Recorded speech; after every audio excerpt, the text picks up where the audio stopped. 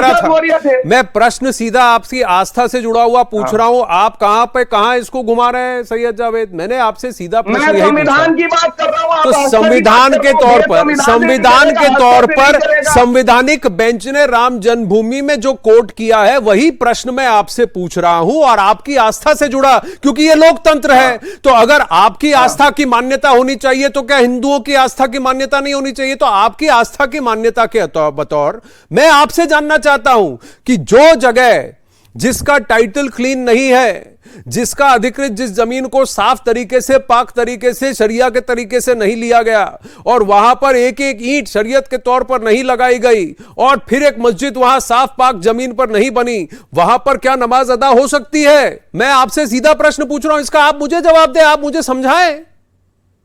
नहीं तो मैं आपका बिल्कुल, अब आप समझिएगा और सुनिएगा, सुकून से, बीच में इंटरप्ट मत करिएगा, सुनिएगा। प्रश्न का उत्तर देंगे तो आपको कैसे पता वहां पर एक एक ईंट जो है शरीयत के अकॉर्डिंग नहीं लगाई गई? कैसे पता आपको? ठीक है, कैसे पता आपको? पूछ रहा हूं ना, आपको कैसे पता? मैंने आपसे क्या पूछा? जमीन जो एक्वायर, मैंने आपसे पहला प्रश्न, सुनिए, मुझे क्या पता नहीं पता, मैं मानिए रहा हूं, मैं आपसे पूछ रहा हूं, हाँ या ना में जवाब दीजिए। क्या वहां नमाज अदा हो सकती है या नहीं? पहले वहां पहुंचते हैं, फिर ज्ञानवापी पर आते हैं। मैं आपसे पूछ रहा हूं, क्या वहां नमाज अदा हो सकती है या नहीं?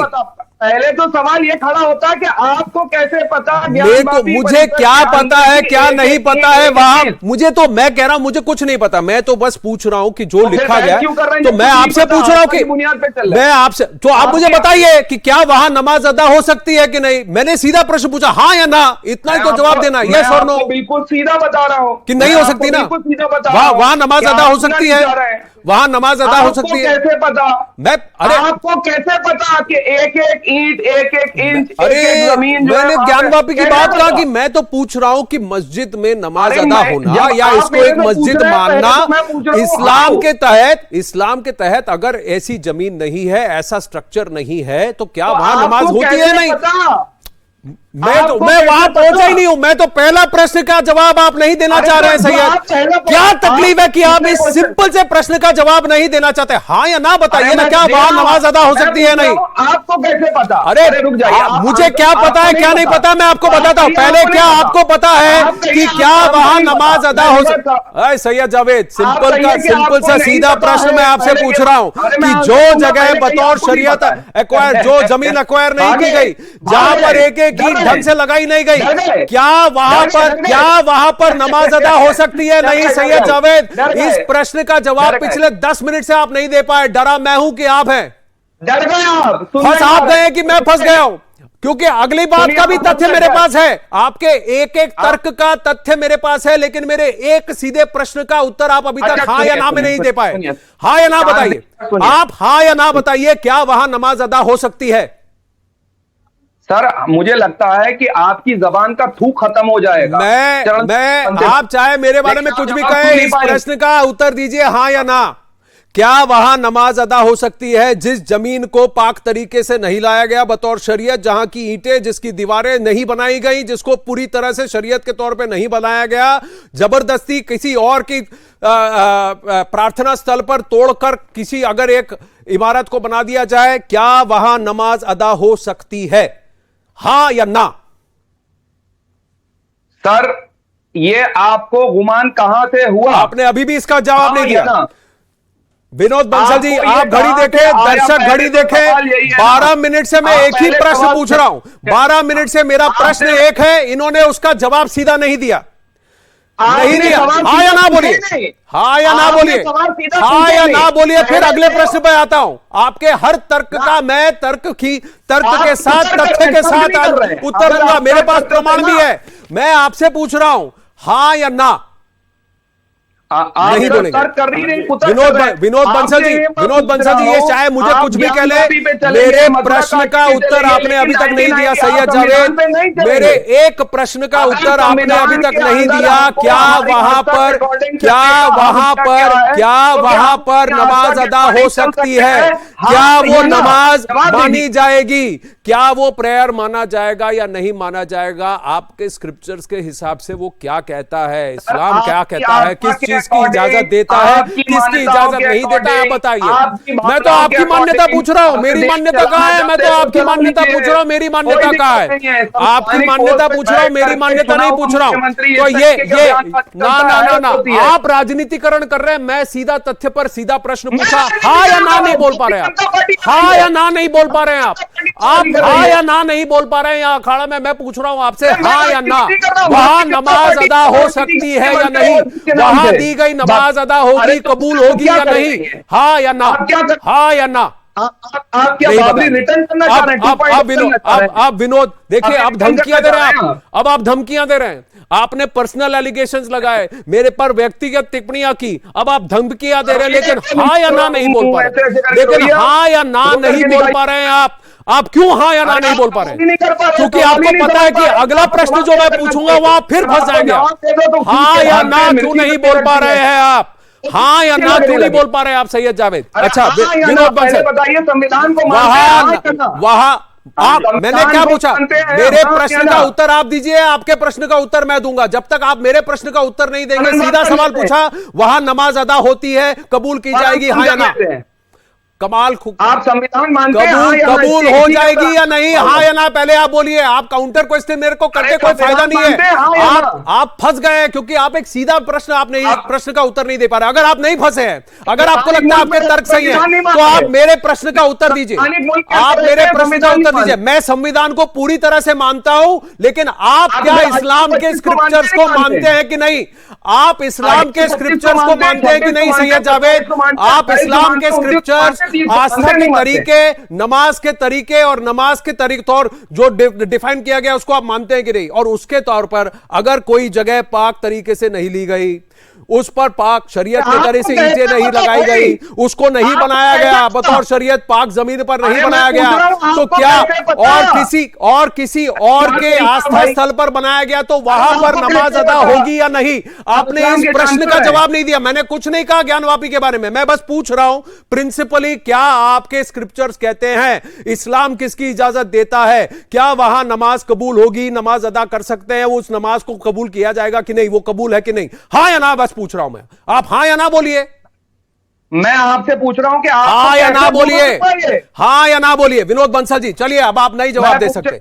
वहां पर सर, राम जन्मभूमि के जजमेंट में 5 जजेस की कॉन्स्टिट्यूशन बेंच ने यह लिखा है विनोद बंसल जी, कि इस्लाम इस बात का साफ कहता है कि इस्लाम के स्क्रिप्चर्स के हिसाब से ऐसी कोई भी जगह जो अधिकृत कर और जिसको शरीयत के तौर पर नहीं बनाया गया, साफ जगह वहां पर ईंटें जमीन से लगाई गई हो, किसी और के इबादत के एरिया को तोड़कर वहां बनाया गया, उसको अन इस्लामिक माना जाता है। यह जजमेंट में लिखा है। अब विनोद बंसल जी, मैं पढ़ रहा हूं, पश्चिमी दीवार के बाहर पुरानी 3 चौकाट आकृतियां जमीन पर उत्तर पश्चिम के कोने में स्थित थीं, जिस पर प्रतिवादी के अधिवक्ता द्वारा ध्यान आकृष्ट करते हुए 3 कब्र बताया गया, परंतु वादीगण द्वारा कहा गया कि यह पुराना चबूतरा और पत्थर है। पश्चिमी दीवार विवादित स्थल पर हाथी के सूंड की टूटी हुई कलाकृतियां और दीवार के पत्थरों पर स्वास्तिक और त्रिशूल के पान के चिन्ह व उसकी कलाकृतियां बहुत अधिक भाग में खुदी हुई हैं। इसके साथ ही घंटियां जैसी कलाकृतियां भी खुदी हुई हैं और कलाकृतियां प्राचीन भारतीय मंदिर शैली के रूप में प्रतीत होती हैं, जो काफी पुरानी है, जिसमें कुछ कलाकृतियां टूट गई हैं। आगे पढ़ रहा हूं, पेज नंबर 4 से पढ़ रहा हूं। विवादित परिसर में सीढ़ी पर चढ़ने के बाद सबसे पहले उत्तर दिशा में गुंबद के अंदर घुसकर देखा गया, जिसमें घुसने के स्थान की दिशा दक्षिण पश्चिम में है। तो वहां पर अंदर ऊपरी गुंबद के 8.5 फीट नीचे शंकुकार यानी कोनिकल शिखर नुमा आकृति मिली, जिसकी ऊंचाई 2.5 फुट तथा व्यास लगभग 18 फुट है, जिसकी ऊंचाई माफी चाहता हूं 25 फुट तथा व्यास लगभग 18 फुट है। यह भी पाया गया कि बाहरी गुंबद की दीवार की मोटाई 2.5 फीट तक है। गुंबद के अंदर 3 फुट चौड़ा रास्ता गोलाकार अंदर के शिखर के चारों तरफ है। इस प्रकार मस्जिद के बाहर दिखने वाली उत्तरी गुंबद के भीतर शंकुकार शिखर नुमा स्ट्रक्चर है। यह मैं नहीं कह रहा हूं, ये मैंने नहीं लिखा विनोद बंसल जी, ये जो मैं पढ़ रहा हूं ये 19 मई 2022 को सर्वेयर ने किया है, जहां वादी पक्ष और प्रतिवादी पक्ष दोनों मौजूद थे। वीडियोग्राफी की गई, सर्वे किया गया। इस सर्वे रिपोर्ट को वाराणसी हाई कोर्ट डिस्ट्रिक्ट जज के सामने, वाराणसी कोर्ट डिस्ट्रिक्ट जज के सामने सबमिट किया गया है और इलाहाबाद हाई कोर्ट में भी पेश किया गया है, और यह कॉपी, इसकी पृष्ठ मुस्लिम पक्ष के पास भी है। तो अब आप मुझे बताइए विनोद बंसल जी, योगी आदित्यनाथ जी ने कुछ झूठ कहा है जो कोर्ट में ऑलरेडी सबमिटेड नहीं है? कारण कि आपकी बात का जवाब देने से पहले मैं तो आपके चेहरे को नमन करता हूँ। सब तरह के प्रहार झेले लेकिन सत्य को नहीं छोड़ा। और जो लोग मुझे लेकिन साथ ही साथ एक दुख और वो भी आश्चर्य भी है कि आप भैंस के आगे बीन बजाने की कोशिश क्यों कर रहे थे? आप जैसा सुधी पत्रकार जो कि सब कुछ जानते हुए भी, लेकिन क्या है कि वो उनकी जिनकी प्रवृत्ति, प्रकृति और संस्कृति है तथ्य को छुपाना, सत्य से दूर रहना और झूठ को परोसना, तो वो आखिरकार वो आपके टीवी चैनल पर आकर के सच्चाई से कैसे स्वीकार कर सकते हैं? और अब देखिए, पूजनीय योगी जी ने साफ साफ यही तो कहा है कि आखिरकार वो जो भूले हैं उनको सुधार लो।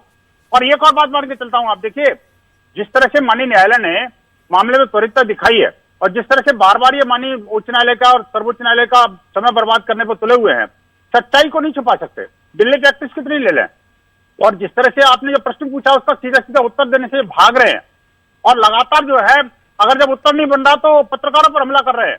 ये जो प्रवृत्ति है ना, यही प्रवृत्ति इनको खा जाएगी। एक बात। दूसरी बात ये कि इस मानसिकता के कारण ही मुस्लिम यूथ जो है, देखिए मैं आपसे विनोद बंसल जी एक प्रश्न पूछना चाहूंगा। प्रश्न ये है कि चलिए 353 साल पहले, मेरे पास समय कम है लेकिन मैं जल्दी आपसे ये पूछना चाहता हूं, 353 साल पहले एक कुकृत्य औरंगजेब ने किया, इसकी बात जेम्स प्रिंसेप जो वहां के गवर्नर थे और वहां के जो, उन्होंने भी उसको क्रॉनिकल किया। ये सब सारी तथ्य हैं जो कोर्ट में दी गई। मैं कोई भी हवा में से निकाल के नहीं कह रहा हूं। पर आजादी के बाद 1947 के बाद ऐसा क्या है कि भारतीय मुसलमान, भारत के लोग जानते हुए कि शायद वहां पर मंदिर है या फिर वो मस्जिद किसी और आकार के ऊपर बनी है, आज भी वहां नमाज अदा कर रहे हैं? और भारत के हिंदुओं ने 75 साल से इस पर ना आपत्ति जताई, ना फिर इसका समाधान निकालने की कोशिश की, या कहा कि देखिए ये तो पूरा ज्ञानवापी है। आज तक किसी मंदिर का, मस्जिद का नाम ज्ञानवापी हो सकता है? ज्ञानवापी यानी कि ज्ञान का कुंड। ये अर्थ भी क्या उनको पता नहीं है? अर्थ भी क्या उनको पता? तो फिर कोई तो बात होगी ना, कोई तो बात होगी। आरएसएस नहीं थे ना सर? हाँ या ना बताइए पहले, हाँ या ना बताइए, हाँ या ना बोलिए, उसके बाद आगे बोलिए। सैयद जावेद, मैं तथ्य पर प्रश्न पूछ रहा हूँ, आपको तकलीफ हो रही है। एक एक प्रश्न मेरा तथ्य पर है, तथ्य पर है, तथ्य पर है, तथ्य पर एक एक प्रश्न पूछ रहा हूँ। हाँ या ना बोलने की आप में हिम्मत नहीं है, वो भी उस बात पर जिसकी इस्लाम इजाजत देता है या ना। सैयद जावेद, वही फंस गए आप वही फंस गए। आप कैसे मुझे बताइए, आपकी मानसिकता क्या है? आपने खुद आज नेशनल टीवी पे दिखा दी। विनोद बंसल जी बताइए, क्या आवश्यकता है, क्या क्या कारण है कि आज तक उन्होंने ये नहीं कहा कि ये तो अब मान लीजिए पहले हो गया, पर आजादी के बाद फिर भी हम नहीं छोड़ेंगे? ये क्यों हो रहा है? और हिंदुओं ने क्या कहा है? क्या हिंदू मुसलमानों की कोई जगह लेकर बैठे हुए हैं? बिल्कुल नहीं, हमारी प्रवृत्ति नहीं है जी। तो फिर क्या आवश्यकता, क्या कारण है? क्या ये धारणा है विनोद बंसल जी कि अगर मुसलमान मान गए, अगर समाधान की बात हुई तो आप मुसलमान को कमजोर ठहराएंगे? तो आप मुसलमान को कमजोर ठहराएंगे? मैं विनोद बंसल जी से पूछ रहा हूँ, जिस दिन आपका नाम विनोद बंसल होगा तब सैयद जावेद आप बीच में बोले। या विनोद बंसल बताइए, क्या ये धारणा है कि हिंदू पक्ष चौड़ा हो जाएगा? हिंदू पक्ष मुसलमान मुस्लिम समाज को डराने की कोशिश करे? क्या ये कारण है सर? देखिए 1991 को पढ़िए, रिलीजियस कैरेक्टर की बात की है, once a temple always a temple, ये भी संविधान में लिखा है, समझ गए? तो रिलीजियस कैरेक्टर का फर्क अलग है। रिलीजियस कैरेक्टर, जैसे मैंने कहा, मेरा पहला प्रश्न हाँ या ना, अगर उसका जवाब ना है तो फिर प्लेसेस ऑफ 1991 आप पे लागू ही नहीं होता। अगर उसका जवाब हाँ है तो फिर आप अपने खुद के स्क्रिप्चर्स के खिलाफ जा रहे हैं। सैयद जावेद, जानकर अनजान बन रहे हैं, पढ़े हुए कह रहे हैं लेकिन अनपढ़ों वाली बात कर रहे हैं। छोड़िए, मैं व्यक्तिगत टिप्पणी यहाँ पर नहीं करना चाहता, आप प्रश्न का जवाब नहीं दे पाए। विनोद बंसल जी बताइए, विनोद बंसल जी बताइए, इसके बाद ब्रेक लेंगे। इसके बाद ये जिस तरह से बिहेव कर रहे हैं, वो बेसिकली हिंदू समाज के धैर्य की परीक्षा ले रहे हैं।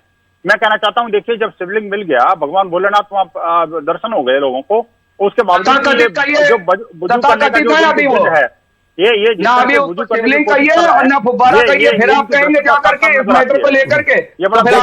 देखिए अखाड़ा में हमको, मुझे इस वक्त देखिए, अब मैंने सारे तथ्य आपके सामने लिखे। सीधा प्रश्न है कि क्या इस्लाम इस बात की इजाजत देता है कि एक और एक जगह जो कि जबरदस्ती अधिकृत की गई हो, या वो पाक तरीके से शरीयत तरीके से नहीं, शरीयत के तरीके से नहीं बनाया गया हो, क्या वहां नमाज अदा हो सकती है, क्या वो नमाज कबूल होगी, ये आप खुद ही पढ़ लें, वो आप खुद ही पढ़ लें। और फिर जो आज तक गए हैं वो कहें सैयद जावेद हाँ या ना नहीं बोल पाए अभी तक उस प्रश्न का जो मूल प्रश्न है इनकी आस्था से जुड़ा हुआ, उसको ही झुठलाकर किस बात के लिए इस बात पे अड़े हैं। क्या ये राजनीतिकरण कौन कर रहा है, ये वैमनस्य समाज में कौन पैदा कर रहा है? तथ्य आपके सामने है। योगी आदित्यनाथ जी ने कहा है कि अब तो समझ जाओ, ये उनकी अपील है। अखाड़ा में लेंगे एक छोटा सा ब्रेक।